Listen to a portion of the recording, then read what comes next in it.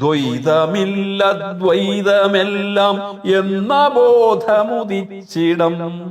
രണ്ടല്ല, ഒന്നാണ്.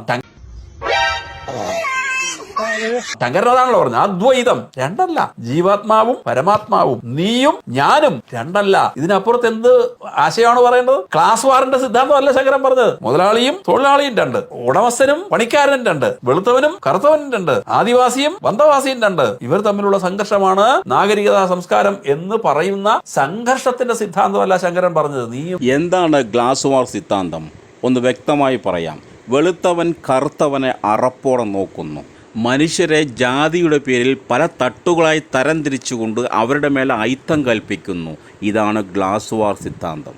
നീയും ഞാനും ഒന്നാണ്, വെളുത്തവനും കറുത്തവനും ഒന്നാണ്, ചണ്ടാളനും ബ്രാഹ്മണനും ഒന്നാണ്. അതുകൊണ്ടാണല്ലോ വ്യാധൻ ശങ്കരന്റെ മുന്നിലേക്ക് വരുന്നത് കുറെ പട്ടികളെയായിട്ടാണ്. വ്യാധൻ എന്ന് പറഞ്ഞാൽ ഇറച്ചി വെട്ടുകാരനാണ്. അപ്പൊ സ്വാഭാവികമായിട്ട് ഈ ചോര ഒലിപ്പിക്കുന്ന കത്തിയും കുറെ പട്ടികളും ഒക്കെ ആയിട്ട് വരുമ്പോ എന്നാ മനുഷ്യരോട് മാറിപ്പോ എന്ന് ശങ്കരൻ പറഞ്ഞു അത്രേ. അപ്പൊ ഇയാൾ ചോദിച്ചു, ആരാണ് മാറേണ്ടത്? ദേഹം മാറണോ ആത്മാവ് മാറണോ? ഞെട്ടിപ്പോയി ശങ്കരൻ. കാരണം ഒരാളുടെ ഭൗതിക പ്രകൃതി കണ്ടിട്ട് അയാളെ വിലയിരുത്തരുതെന്നാണ്. ഇവൻ ഇറച്ചി വെട്ടുകാരനാണെന്നുള്ള രീതിയിലാണ് ശങ്കരൻ ഇടപെട്ടത്. വീണ്ടും ചോദിച്ചു, ആരാണ് മാറേണ്ടത്? ശരീരം മാറണോ ആത്മാവ് മാറണോ? ആ നിമിഷം ശങ്കരൻ വീണ് നമസ്കരിച്ചു എന്നാ. കാരണം അദ്വൈതം സാക്ഷാത്കരിച്ചവനാണ് ഈ വരുന്നത്. അവിടെ ജാതി ഉണ്ടെങ്കിൽ ശങ്കരൻ അങ്ങനെ ചെയ്യുവോ? ഇനി അതൊരു കെട്ടുകഥയാണെങ്കിൽ പോലും, ഇനി അങ്ങനെ പറഞ്ഞോളൂ, ഒരു കെട്ടുകഥയാണെങ്കിൽ പോലും അതിന്റെ പിന്നിലുള്ള തത്വം എന്താണ്? ജന്മം കൊണ്ട് ബ്രാഹ്മണനായ ശങ്കരൻ പട്ടിയെ തിന്നുന്ന വ്യാധന്റെ മുന്നിൽ നമസ്കരിക്കുകയാണ്. അവിടെയാണ് പറയുന്നത് പാണനല്ല പറയനല്ല പിന്നെ എന്തോ അല്ല എന്ന് പറഞ്ഞാൽ ഇതൊക്കെയാണ് എന്നാണ് അതിന്റെ അർത്ഥം.